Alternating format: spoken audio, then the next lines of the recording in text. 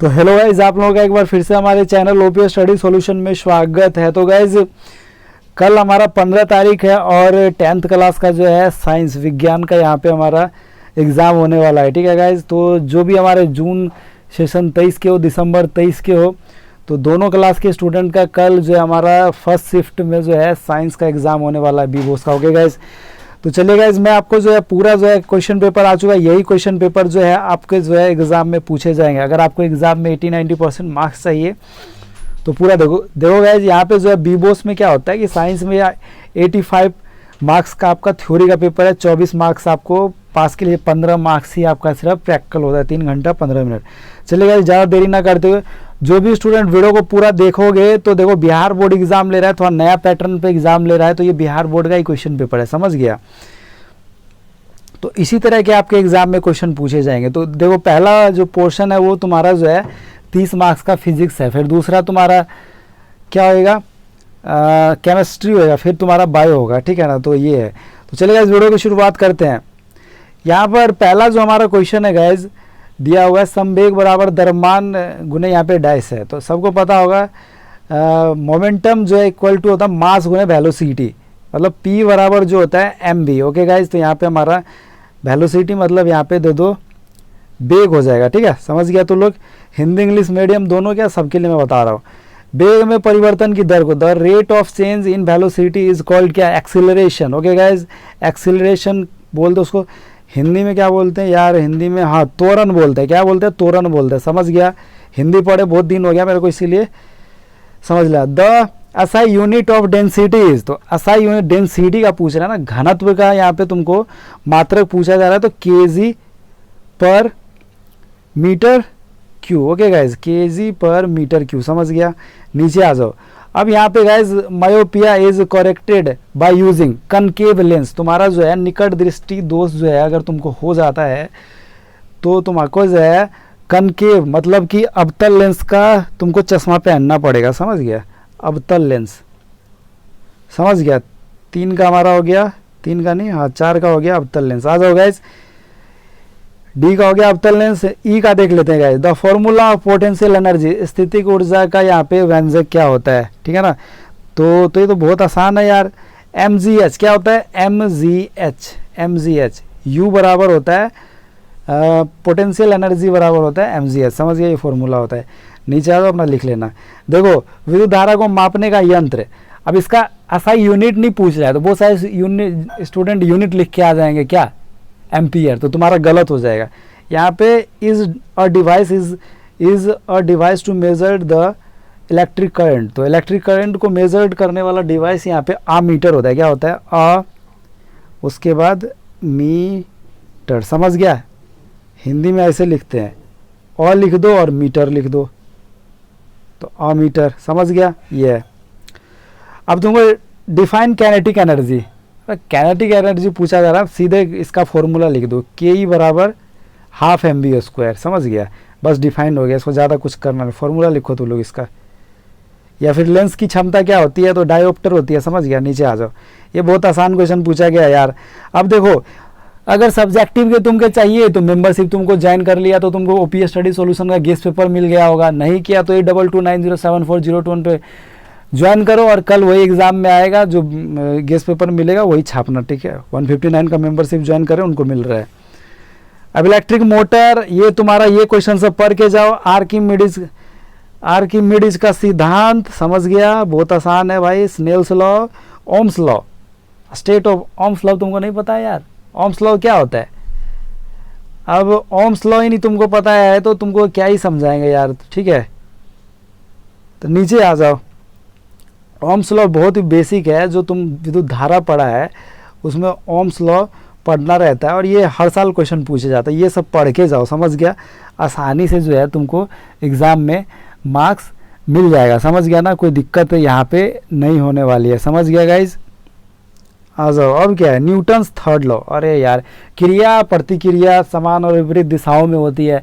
Ball को नीचे फेंको, वो देखो जितना फोर्स नीचे ऊपर आया, तुम्हारा क्रिया प्रतिक्रिया वही तुम्हारा हो गया, थर्ड लॉ हो गया भाई। अब क्या चाहिए, एक्सप्लेन कंजर्वेशन ऑफ मोमेंट, संवेग संरक्षण के नियम का व्याख्या करें। कर लो यार, बहुत आसान है। मेरे को नहीं लगता फ्लेमिंग लेफ्ट हैंड रूल बहुत ही आसान है, देखो आसान पूछेगा, फिजिक्स में एकदम मक्खन क्वेश्चन पूछेगा, एकदम लिख के आएगा ये सब, ठीक है। अब आ जाओ केमिस्ट्री, आ जाओ नेक्स्ट 30 नंबर का पोर्शन आ जाओ भाई, केमिस्ट्री आ जाओ। देखो ऑब्जेक्टिव पूछे गए हैं, सब बता रहा हूँ। Graphite is a dash of electricity, graphite विद्युत का क्या होता है, तो सुचालक होता है, गुड कंडक्टर होता है, समझ गया ना। यहाँ पे कंडक्टर लिख देगा, सुचालक लिख देगा, गुड लिख देगा, कुछ भी लिखा, सब सही है। द वैलेंसी ऑफ कार्बन, तो कार्बन 6 यहाँ पे होता है, ठीक है ना इसका। और वैलेंसी पूछा है तो 4 हो गया, 4 ना हो गया यार, वैलेंसी ना पूछ रहा है तुम्हारा, तो 4 हो गया तुम्हारा, ठीक है। कार्बन का 4, ओके, नीचे आ जाओ, वैलेंसी। अब petroleum is a main source of, petroleum जो डैश एक प्रमुख स्रोत है, तो क्या है ये तुम्हारा एनर्जी ऑफ ट्रांसपोर्टेशन का जो है तुम्हारा मेन सोर्स है, क्या, पेट्रोलियम, समझ गया ना। अब benzene is a cyclic dash hydrocarbon, तो मतलब क्या है, साइक्लिक हाइड्रोकार्बन, सुगंधित है, ठीक है। बेंजीन जो होता है खुशबूदार होता है, सुगंधित, समझ गया, वही है हाइड्रोकार्बन। नीचे आ जाए, what is an element in the following, ठीक है ना, इनमें से कौन से तुम्हारे जो एक एलिमेंट है, एलिमेंट क्या है तुम्हारे, तत्व हैं, तत्व, ठीक है, तत्व। तो वाटर तो तुम्हारा है नहीं, कार्बन डाइऑक्साइड तो है नहीं, एयर तो है, हवा तो है नहीं तुम्हारा, यहाँ पे आयरन ही होगा ना, लोहा, फेरस, एफ डालो, एकदम कहानी खत्म करो, समझ गया। अब देखो यार, इलेक्ट्रॉन पर कौन सा आवेश होता है, which charge is found on an electron, तो यार इलेक्ट्रॉन पूछा जा रहा ना, इससे आसान क्वेश्चन क्या ही मिलेगा तुमको। इलेक्ट्रॉन पे हमेशा ऋण आवेश होता है, निगेटिव चार्ज होता है, ठीक है। अब ये बेसिक चीज़ है, तुमको बेसिक आना चाहिए तभी तो तुम मार्क्स लाएगा। 10th 12th में क्या ही पढ़ना लिखना रहता है यार, इसको कोई दिमाग लगाने वाली, हवा में उड़ाओ ये तो यार, देख एक बार देख लो तो ज़िंदगी भर तुमको याद रहेगा, ऐसा चीज़ है ये सब, समझ गए। अब देखो ये है हीरा कठोर परंतु ग्रेफाइट मुलायम होता है, रवादार फवादार, ये तुम हीरा और ग्रेफाइट पढ़ते रहो, कितना पढ़ेगा। शुद्ध अशुद्ध पदार्थ में अंतर बताओ, मिश्रण क्या होता है, बहुत ही यार बेसिक लेवल उठाया गया, मेरे को नहीं लगता है। अल्काइन का यहाँ पे सूत्र क्या होता है, CnH2n-2, अल्काइन क्या होता है, CnH2n-2, ये तुमको याद होना चाहिए, CnH2n+2, CnH2n, ये सारे तुम अल्काइन अल्किन अल्काइन ये तुमको रटे होने चाहिए। तो अल्काइन का पूछ रहा है तो CnH2n-2, समझ गया, ये सारी चीज़ें। तो गाइस हीरा और ग्रेफाइट के दो उपयोग बताओ यार। ग्रेफाइट जैसे पेंसिल बनाने में काम होता है। अब क्या ही इसको मैं व्याख्या करूं, ठीक है, इतनी छोटी चीज़ क्या ही मैं पढ़ाऊँ तुमको, ठीक है, बहुत आगे निकल गया हूँ मैं, ठीक है। तो चलो आ जाओ भाई गाइस, बायोलॉजी तुम लोग खुद देख लो, बायोलॉजी को तो बता देता हूँ मैं, बायोलॉजी आ जाओ गाइस, ठीक है। टाइम बहुत कम है, बहुत सारे क्वेश्चन पेपर में आज 3 क्वेश्चन पेपर डालने यार। मैंने तो 12th का जो है इंग्लिश का डाला, हिंदी का डालूंगा, अभी तुम्हारे जो है ये क्या कहते हैं विज्ञान का है। डबल शिफ्ट में एग्ज़ाम हो रहे हैं ना यार, 2 एग्ज़ाम हो रहे हैं, 2 क्लास के एग्ज़ाम हो रहे हैं, अपना ही चैनल चलता है तो अपने को ही डालना पड़ता है। रासायनिक उर्वरक तथा कीटनाशकों के उपयोग के बिना किए जाने वाली खेती को कौन सी खेती बोलते हैं, तो भाई इसको हमारा ऑर्गेनिक फार्मिंग बोलते हैं, जैविक खेती, समझ गया ना, एकदम जैविक खेती, ऑर्गेनिक, कोई वो नहीं, खाद वाद का यूज नहीं होता है, समझ गया ना। तो ये है तुम्हारा भाई क्या है ये, फार्मिंग विथआउट केमिकल फर्टिलाइजर, यहाँ पे तुम्हारा हो जाएगा ऑर्गेनिक फार्मिंग, समझ गया। अब 2 या 2 से अधिक फसलों को एक ही खेत में निश्चित पंक्ति में उपजाना क्या कहा है यहाँ पे यार, बोला जाएगा यहाँ पे अंतर फसल बोल लो या बहु फसल बोल लो, ये आंसर हो गया 2 का। नीचे आ जाओ, दलहनी फसलों के जड़ों में डाइस नामक जीवाणु, bacteria are present in the roots of, यहाँ पे लेगुमिनियस क्रॉप्स, ठीक है, दलहन की फसल। अरे यार तो इसको तो बचपन से पढ़ रहा है, मैं तो 5वीं क्लास से पढ़ा इसको, ठीक है ना। मेरा तो पढ़ते पढ़ते यार क्या ही बोलूँ तुमको, यहाँ तक पहुँच गया मैं, ठीक है। और अभी तक ये क्वेश्चन मेरे को पूछे हर बार एग्जाम में पूछ ही रहे हैं, ठीक है ना। तो राइजोबियम क्या होता है यार, इसका जो होता है राइजोबियम, ओके गाइज, क्या राइजोबियम जो होता है, ऐसा जो जीवाणु होता है ये दलहनी फसलों के जड़ में होता है, समझ गया ना तुम्हारा। अब क्या ही आ जाओ, डी का आ जाओ, जल ही हमारा डाइस है, जल ही हमारा सब कुछ है, मतलब जल ही जीवन है, यहाँ पे एकदम दिमाग लगाने वाला पूछ दिया है, जल ही जीवन है, ठीक है। जल नष्ट हो जाएगा तो हमारा जिंदगी यहाँ पे जो है अस्तित्व खत्म हो जाएगा, समझ गया। आ जाओ गाइज, ई नंबर देख लेते हैं बायोलॉजी का। धरती के डैश % भाग पर जल है अर्थ has dash percentage of water. देखो अर्थ है ना हमारा, वही जली जीवन है, उसी के बारे में चर्चा हो रहा है। तो 71% भाग पे जो ढका हुआ है हमारा वाटर ही है, ठीक है ना, वाटर ही है 71% भाग पे, समझ गया।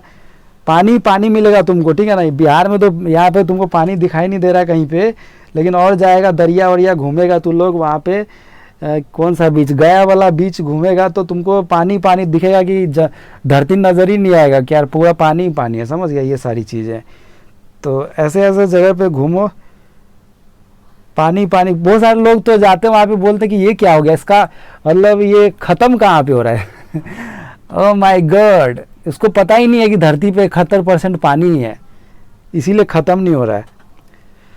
तो आज गैस ग्रीन हाउस प्रभाव पर एक टिप्पणी लिखे, बहुत आसान है यार। हरित क्रांति के बारे में क्या ही बोलूँ यार, फसलों को उन्नत बनाना, हरित क्रांति का यही जैव प्रक्रम क्या है, व्हाट इज़ लाइफ क्या है यार, लाइफ प्रोसेस। ओके गाइस, तो देखो मैंने सारा क्वेश्चन बता दिया है। गर्मी इतना है क्या ही बोलूँ, पसीना इतना चल रहा है। आज लास्ट में मैं मैचिंग वाला तुमको कुछ ना कुछ यहाँ पे दे ही देता हूँ। देखो मेंडल ने तुम्हारा जो है हमारा फादर ऑफ मॉडर्न हेरिडिटी का है, ठीक है ना, मेंडल का ये आविष्कार है, समझ गया। आधुनिक आनुवंशिकी का जनक है वो, ठीक है। डार्विन ने तुमको जो है ये दिया है, प्राकृतिक चयन द्वारा जातियों की उत्पत्ति, origin of species by natural selection, ठीक है, तुम्हारा डार्विन का हो गया। तो ये मैं थोड़ा सा लिख देता हूँ। एक हमारा 1 नंबर हमारा ई हो जाएगा गाइज, मिला लो, ठीक है। और चलो यार मिला रहा हूँ मैं अच्छे से, स्टूडेंट सब बोलेगा कि मिलाया नहीं सर आपने।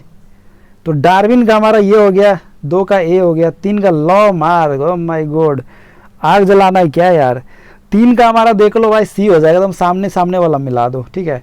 4 का हमारा एकदम सामने सामने डी हो जाएगा। बच गया हमारा लास्ट जॉनसन जी बच गए हमारे, तो जिन हो जाएगा, ठीक है। तो जॉनसन जी के लिए हमारा बी वाला ऑप्शन सही हो जाएगा, जिन, ठीक है। तो आ जाओ गैस, यहाँ पे पाँचों मैंने सारा फिनिश कर दिया। A to Z ऑब्जेक्टिव बता दिया, सब्जेक्टिव बता दिया, और एग्ज़ाम में क्या पूछे जाएंगे एक बार नज़र डाल लो गाइस, ठीक है। थोड़ा सा क्वेश्चन ये देख लो, पढ़ के देख लो। तो स्टूडेंट सब बोलेंगे सर मैंने देखा ही नहीं, आपने क्या दिखाया। देखो अब नीचे से ऊपर तक दिखा रहा हूँ, आराम से देखो, और यही क्वेश्चन आएंगे, छाप लो। गेस पेपर ले लिया तो अच्छा है, नहीं तो जाकर के ले लो। व्हाट्सएप पे मैसेज करो 8229074021 पे, आपको मिल जाएगा। 159 पे करो, एकदम तुमको जो है सारा कुछ मिल जाएगा। ओके, ये है। तो चलो गाइस, ये हमारा बिहार बोर्ड का क्वेश्चन पेपर था 2023 का। सेम इसी तरह का क्वेश्चन पेपर रिपीट होने वाला है। बीबोस एग्जाम में रिपीटेड क्वेश्चन रहते, पिछले साल का उतार दिया जाता है। तो चलो गाइज, साइंस का मैंने सॉल्यूशन करवा दिया। अब नेक्स्ट एग्जाम होएगा, जो भी होगा उसका भी करवाऊंगा, तो चैनल पे बने रहो।